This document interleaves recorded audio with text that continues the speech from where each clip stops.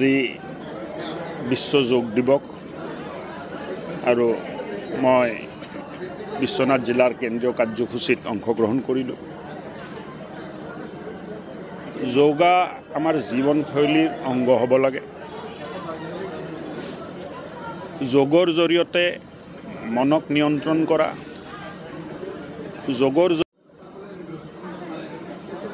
আমি কৰিব পাৰোঁ আৰু মই ভাবোঁ যে যোগে আমাক শান্তি দিয়ে। দৈনন্দিন জীৱনত যোগাক যদি আমি অংগীকাৰ কৰোঁ, যোগা প্ৰণায়াম ধ্যান, তেতিয়া এক স্বাস্থ্যৱান সমাজৰ ৰচনা আমি কৰিব পাৰিম। স্বাস্থ্যমন্ত্ৰী হিচাপেও মোৰ অসমৰ ৰাইজৰ ওচৰত বিনতি আছে যে খোৱা বোৱাৰ ওপৰত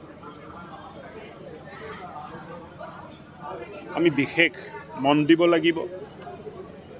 তেলত ভাজা বস্তু, পেকেট ফুড খোৱাৰ ওপৰত নিয়ন্ত্ৰণ কৰিব লাগিব, কাৰণ 30 বছৰ অতিক্ৰম কৰা শতকৰা 15-16% মানুহৰ তাত ডায়েবেটিছ হৈছে আৰু সমান অনুপাততে 15-16% মানুহৰ তাত হাই বিপিৰ সমস্যা আমি চিহ্নিত কৰিছোঁ। হাই ব্লাড প্ৰেছাৰ, ডায়েবেটিছে এটা সময়ত বিভিন্ন ৰোগক জন্ম দিয়ে। হাই ব্লাড প্ৰেছাৰ আৰু ডায়েবেটিছ মেডিচিন খাই আমি নিৰ্মূল কৰিব নোৱাৰোঁ, মেনেজহে কৰিব পাৰোঁ। কিন্তু যোগ, ধ্যান, প্ৰণায়াম, শাৰীৰিক চৰ্চা, খেলা ধূলা, নৃত্য, মৰ্ণিং ইভিনিং ৱাকিং, ইয়াৰ জৰিয়তে বহুতখিনি প্ৰেছাৰ হওক বা ডায়েবেটিছ হওক বহুতখিনি নিয়ন্ত্ৰণ কৰা যায়। চ' এক স্বাস্থ্যৱান পৰিয়াল, স্বাস্থ্যৱান সমাজ গঢ়াত প্ৰত্যেকজন অসমবাসী ৰাইজে অৰিহণা যোগাব লাগে আৰু পাৰিলে সপ্তাহত একদিন সিদ্ধ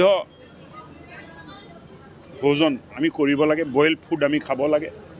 এই তেলজনিত খাদ্যই আমাক বহুত ক্ষতি কৰি আছে। নাজানাকৈ আমি খাওঁ, টেষ্ট ভাল পাওঁ বুলি আমি খাওঁ, কিন্তু এটা সময়ত বহুত ডাঙৰ ক্ষতি শাৰীৰিকভাৱে আমাৰ হৈ যায়, যিটো আমি গম নাপাওঁ। আজি যোগ দিৱসৰ দিনা মই সকলো অসমবাসীক শুভেচ্ছা দিছোঁ আৰু এটা সংকল্প ল'বলৈ আহ্বান জনাইছোঁ যে আমি নিজেও স্বাস্থ্যৱান হৈ থাকিম, পৰিয়ালকো স্বাস্থ্যৱান কৰিম আৰু পৰিয়াল যেতিয়া স্বাস্থ্যৱান হ'ব, সমাজো স্বাস্থ্যৱান হ'ব। স্বাস্থ্যৱান হোৱাৰ বাবে যোগা, খোৱা বোৱাত আমাৰ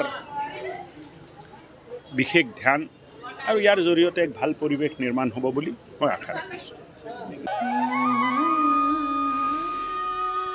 CTC আৰু অৰ্থডক্স চাহৰ অপূৰ্ব সংমিশ্ৰণ দিহিং পাটকাই চাহ। ইয়াৰ প্ৰতিটো চুমুকত আছে আমেজ ভৰা সতেজতা। সেয়েহে মোৰ একমাত্ৰ চইচ দিহিং পাটকাই কৰক চাই। অসম আৰু অসমীয়াৰ গৌৰৱ। আপোনাৰ দিনটো সতেজ কৰক দিহিং পাটকাই চাহেৰে।